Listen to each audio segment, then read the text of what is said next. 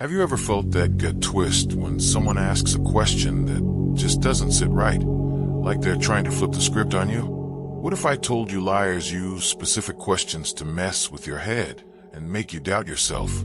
Today, we're diving into the 5 sneaky questions liars ask to manipulate you, straight from real-life traps that catch people off guard every day.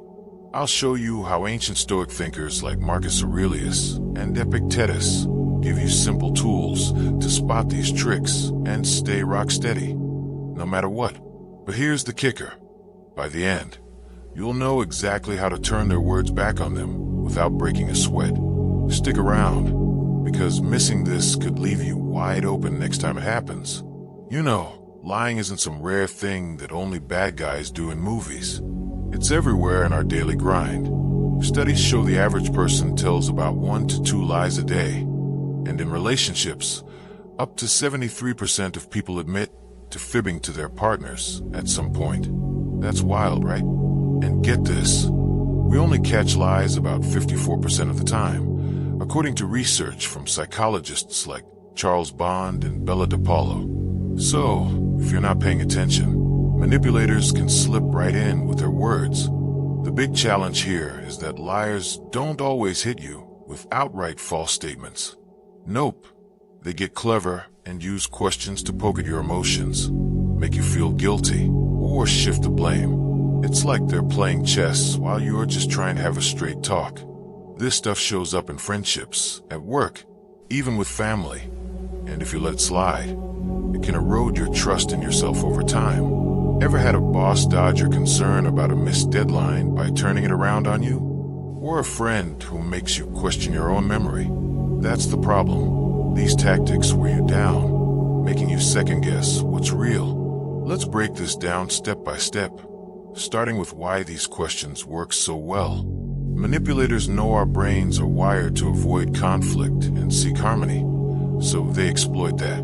A study in the British Journal of Social Psychology found that lying to manipulate others ramps up stress for the liar too, but they keep doing it because it gives them control. But with Stoic wisdom, you can flip that script. Stoics taught that you can't control what others say, but you can control how you react, and that's your superpower. First question on the list. Why are you being so sensitive? Oh man, this one's a classic gut punch. Imagine you're at home, and your partner comes back late again, smelling like they've been somewhere they shouldn't. You bring it up calmly, and bam, they hit you with, "Why are you being so sensitive? It's no big deal." Suddenly, you're on the defensive, wondering if you're overreacting. This question isn't about caring. It's about making your valid feelings seem like a flaw. It twists your natural radar for trouble into something weak. So you back off and let the lie slide. I remember a story from a buddy of mine. He was working on a team project, and his co-worker kept missing meetings. When he called it out, the guy said, "Why are you being so sensitive? Everyone's busy." Turns out, the co-worker was slacking off and covering for it. My friend felt dumb for speaking up at first, but he learned quick. Stats back this up. In workplace surveys, about 60% of employees say they've been manipulated by colleagues using emotional deflection like this. Now, how do you stay unshakable? Pull from Marcus Aurelius, who said, "If someone can prove me wrong and show me my mistake, I will gladly change. It's the truth I'm after, not winning." Sensitivity isn't weakness, it's awareness. So next time, just say back, "I'm not being sensitive, I'm being observant. Does that bother you?" Boom! You put the spotlight right back where it belongs, without getting heated. It's like handing them a mirror instead of arguing. Moving to the second question. You trust me, right? This one sneaks in like a friend, but hits like a trap. Picture this. You're dating someone, and they keep getting weird texts late at night. You ask about it, and they go, "You trust me, right?" Why would you even question that?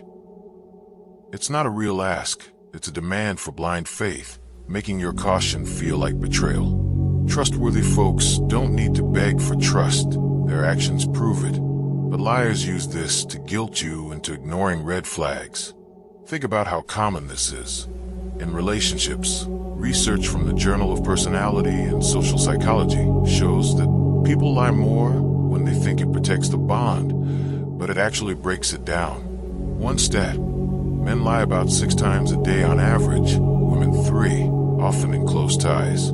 Epictetus, a Stoic slave turned philosopher, nailed it. It's impossible for a man to learn what he thinks he already knows. Don't let them make you ignore what you see. Your move. Stay detached.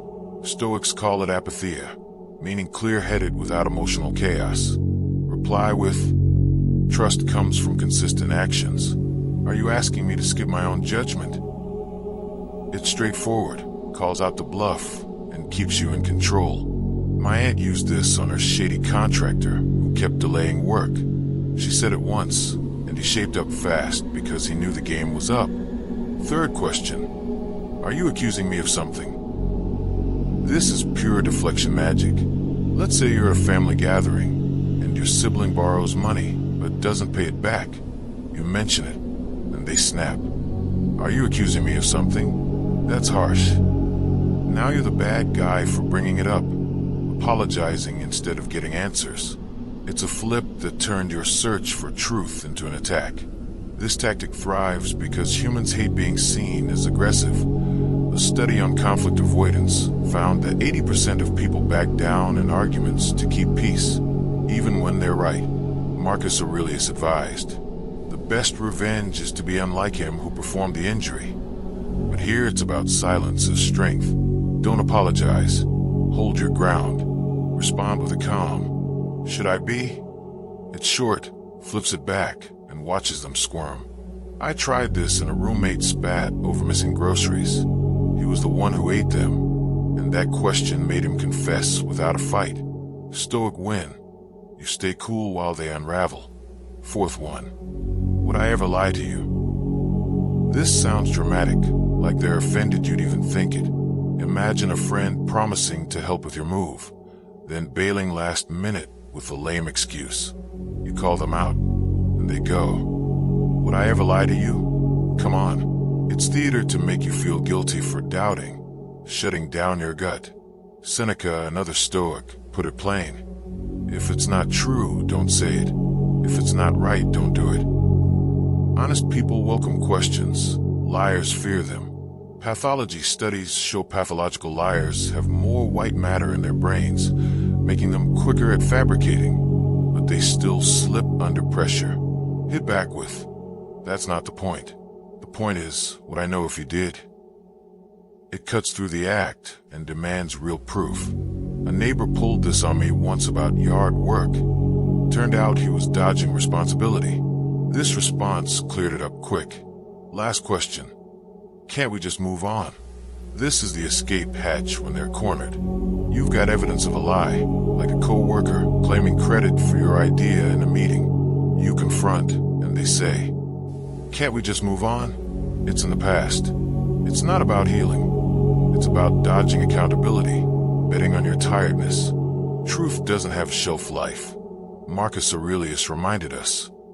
Waste no more time arguing about what a good man should be. Be one.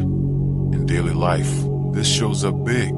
Corporate scandals often end with leaders pushing to focus forward without fixing the mess. One stat: 90% of lies are little white ones, but they pile up and erode trust. Your Stoic counter: I'll move on once I get what happened, not before. It shows resolve, no rush. I used this after a betrayal in a group project at school. It forced real talk and better teamwork after. Now here's where it gets intense. The real challenge isn't just spotting these questions. It's facing how they hook into our own fears. We all want to be liked, trusted, seen as fair. Manipulators prey on that, turning our good nature against us. But imagine a world where you let that slide over and over. Relationships crumble, work becomes toxic, and you lose touch with your own truth. That's the problem staring us down every day.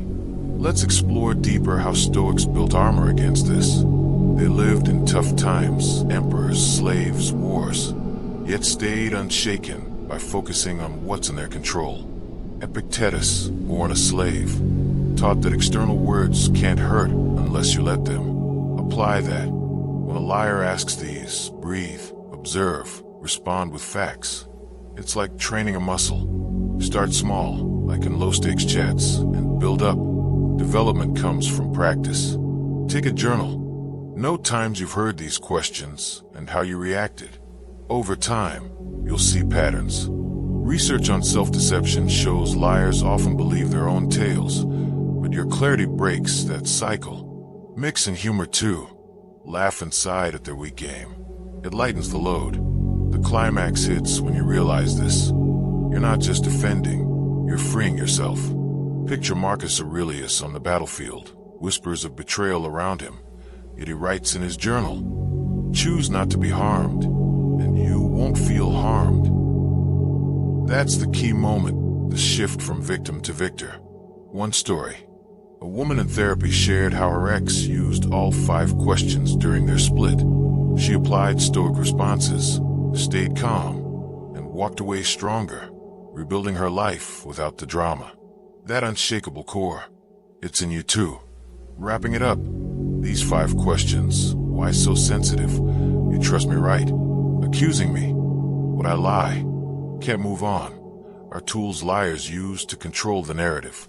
But with Stoic gems from Marcus, Epictetus, and Seneca, plus those spot-on responses, you turn the tables. Remember the stats. Lying's common, detection's low, but awareness changes everything. Stay observant, act with reason, and you'll navigate any manipulation like a pro. Watch this next video on daily Stoic habits that build ironclad confidence.